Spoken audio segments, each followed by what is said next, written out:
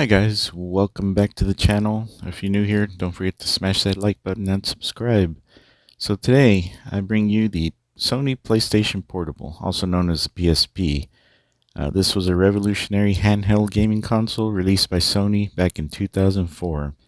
It aimed to bring console quality gaming on the go and offered much more than just gaming capabilities.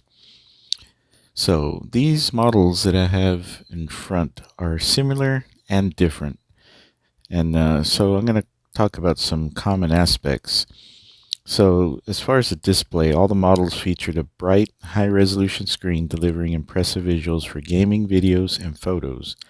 Later on, the 3000 series models improved on screen quality, reducing interlacing issues seen in earlier versions. The PSP's control scheme mimicked that of the PlayStation consoles, offering a familiar feel to gamers, user-friendly interface allowing easy navigation through games, settings, and multimedia functions. These consoles also had Wi-Fi capabilities, which facilitated online gaming, web browsing, and access to the PlayStation Store. Some models featured video out functionality, allowing users to connect the PSP to a TV for larger display. So our first model that we're going to talk about is the PSP Fat, which was the PSP 1000 model. See what it looks like there. It was the first model and had a more substantial build compared to later versions. It was notable for a wide range of features, including a vibrant screen, audio-video playback, and the ability to play games via UMD discs.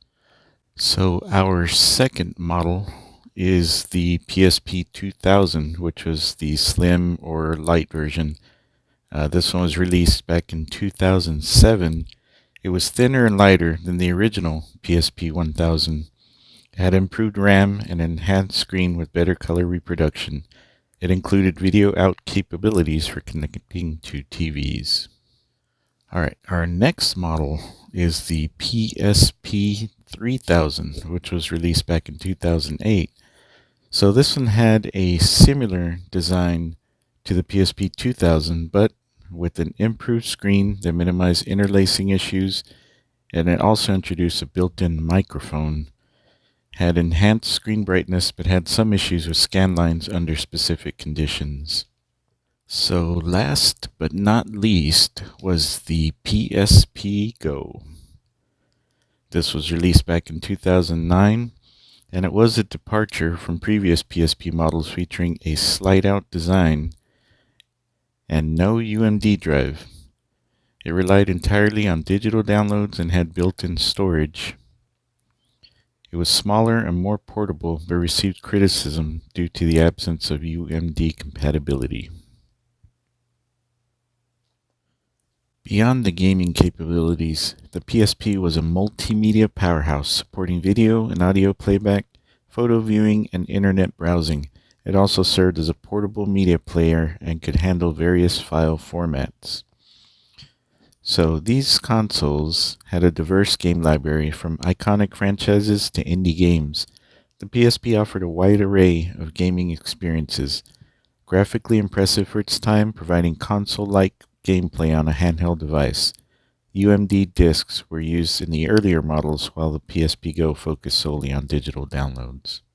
Each of these little handheld consoles generally provided decent battery life, but it varied based on usage and model. The slim models had improved battery life compared to the original PSP 1000.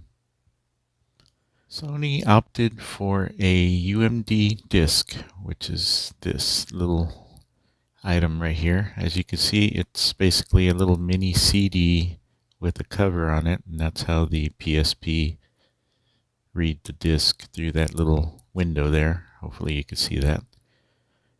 So they did offer games and little UMD movies for the PlayStation Portables, which is pretty cool.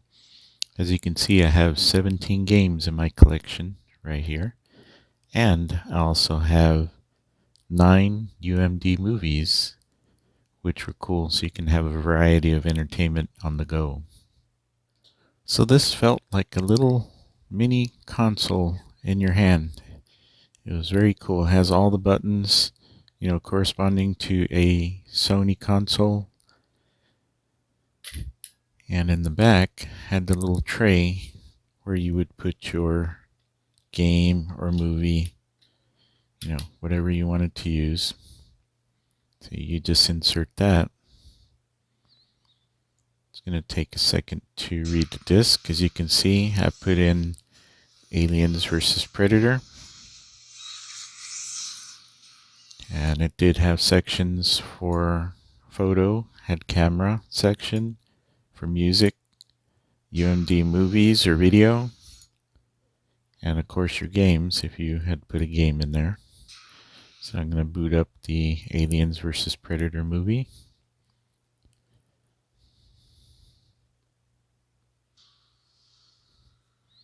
Wow, look at that, guys. You had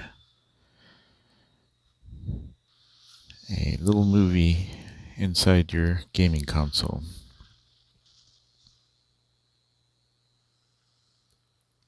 Very cool.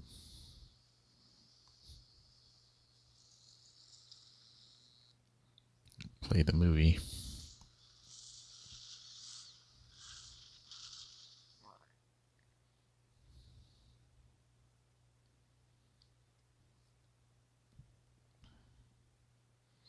Twentieth Century Fox.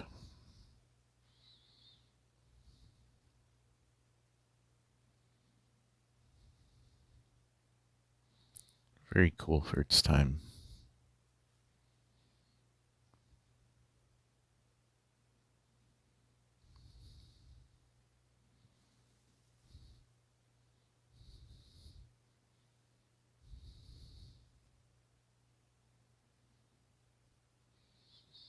So I'm going to lower the volume on that for a little bit and just let it play.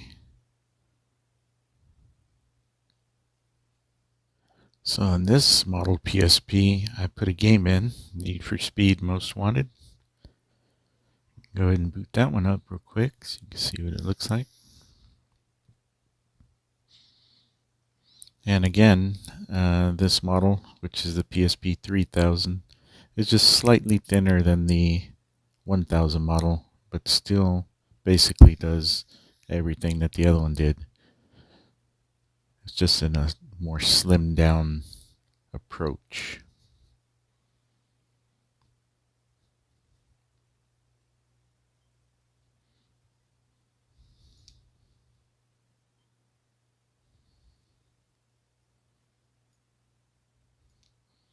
Okay, even though I don't have a memory stick in there to save my game progress, I can still start the game. So I'm going to let that play for a little bit.